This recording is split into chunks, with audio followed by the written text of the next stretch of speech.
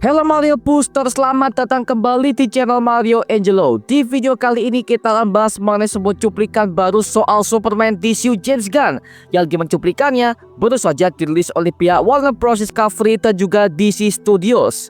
Yang ternyata ada begitu banyak teori dan juga easter eggs yang gue temukan dalam cuplikan tersebut yang siap kita breakdown di video yang satu ini coy. Seperti apakah hasilnya? Yuk kita bahas. So Mario Booster, let's break down this video.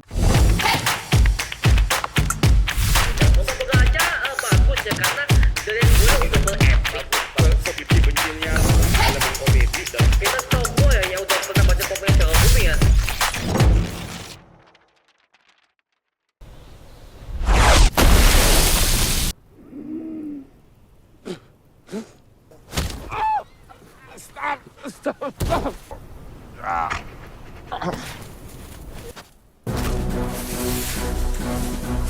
Adegan awal memperlihatkan Superman yang terjatuh dari langit ke benua Antartika, yang dimana dia terlihat sekarat dari segi wajah dan juga perutnya yang mengeluarkan begitu banyak darah. Nah, kira-kira dia ini habis bertarung dengan siapa nih? Nah, yang bisa melumpuhkan Superman dari versi komik dan juga filmnya itu adalah Kryptonite, yang tentu mineral ini dimiliki oleh Lex Luthor sebagai villain utamanya yang diperankan oleh Nicholas Hoult. Karena DC Studios udah mengkonfirmasi hal ini di acara CinemaCon tahun 2025 kemarin, dan juga hal ini udah kita bahas di live streaming kita ya, bahwa Lex Luthor akan resmi memakai armor hijaunya seperti versi komik, yang dimana armor ini bertenagakan Kryptonite untuk membunuh Superman. Bahkan armor ini udah pernah muncul secara live action pertama kali dalam serial Supergirl season keempat dalam CW Arrowverse. Atau mungkin bisa jadi dia habis bertarung dengan Ultraman, yang dimana sepanjang adegan dia selalu bersama dengan Lex Luthor dan juga The Engineer, yang merupakan salah satu anggota grup superhero yang bernama The Authority, yang dimana The Authority dikonfirmasi akan segera dibikin film solo mereka dalam project DC Chapter 1 Gods and Monsters milik James Gunn, yang dimana kemungkinan Ultraman ini adalah bentuk hasil cloning gagal dari Superman dan sampelnya didapatkan oleh Lex Luthor. Maka Ultraman ini punya kualitas kryptonian seperti Superman, yang bisa membuat Superman ini bisa mengeluarkan darah dan juga babak belut seperti itu.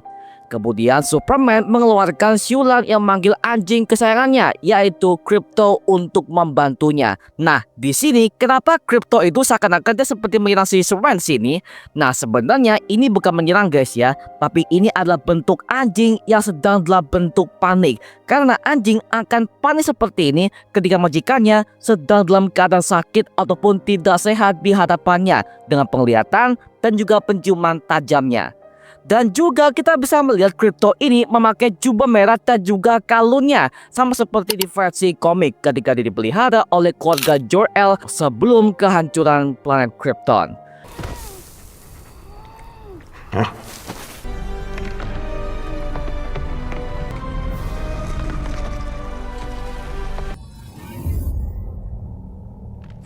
Superman.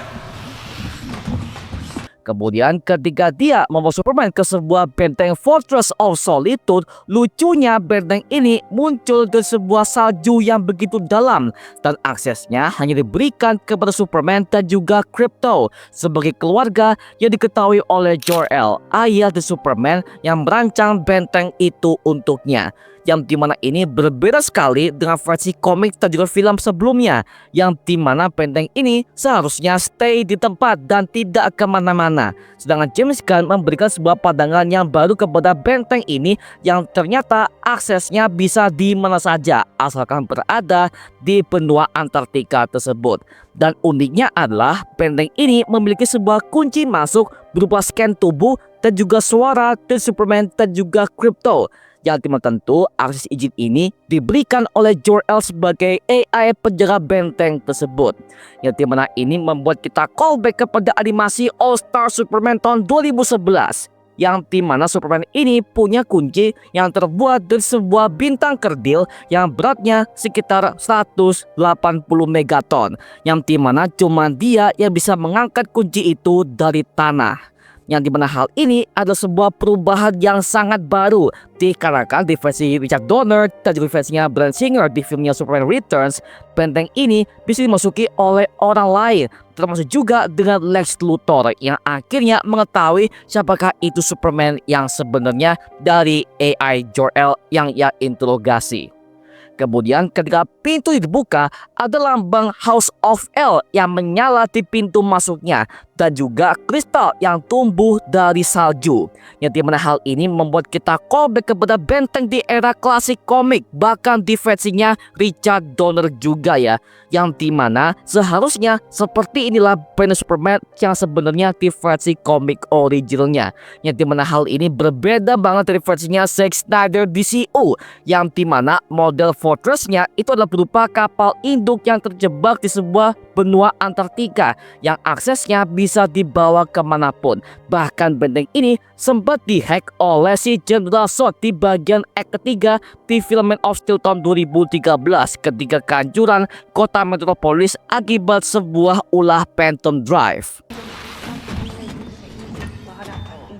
No need to thank us, sir, as we will not appreciate. He looked at me.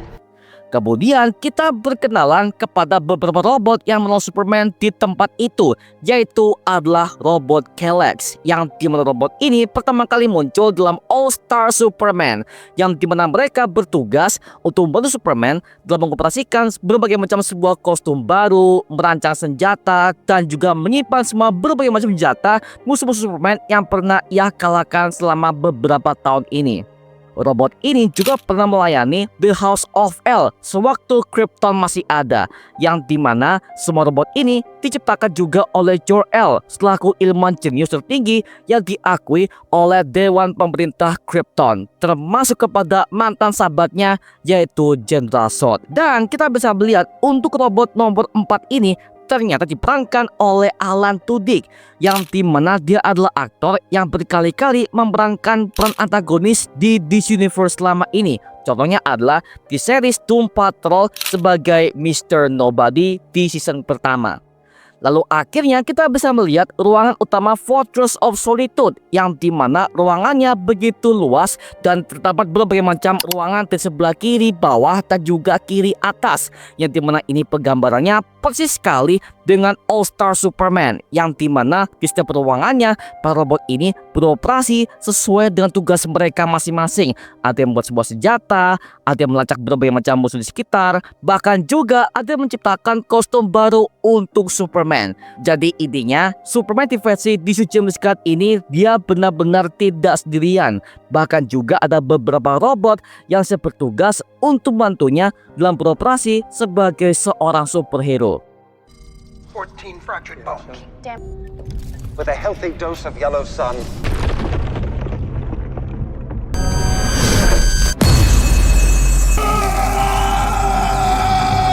Kemudian ketika mereka menyembuhkan Superman dengan cara memberikannya sebuah energi sinar matahari dengan cara membelokkan benteng itu dengan sistem Kryptonian dan juga menghadap ke sinar matahari. Dan ini adalah hal yang sangat unik sekali karena biasanya kalau Superman itu membentuk sebuah energi matahari, dia harus pergi ke luar angkasa dan menyerap energi itu dari matahari secara langsung. Seperti contoh ketika ada sebuah adegan si Superman ini yang bertewas di tangan Doomsday, dia pergi ke matahari dan menyerap sebuah radiasi matahari sebagai kekuatan utamanya dalam film Batman v Superman Dawn of Justice karya Zack Snyder tahun 2016.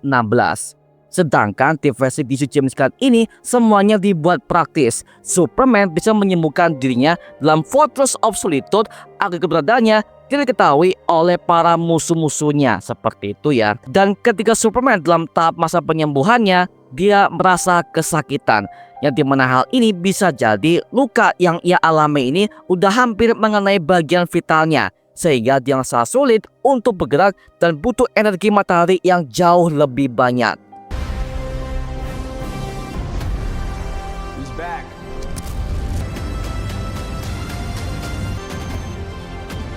Superman.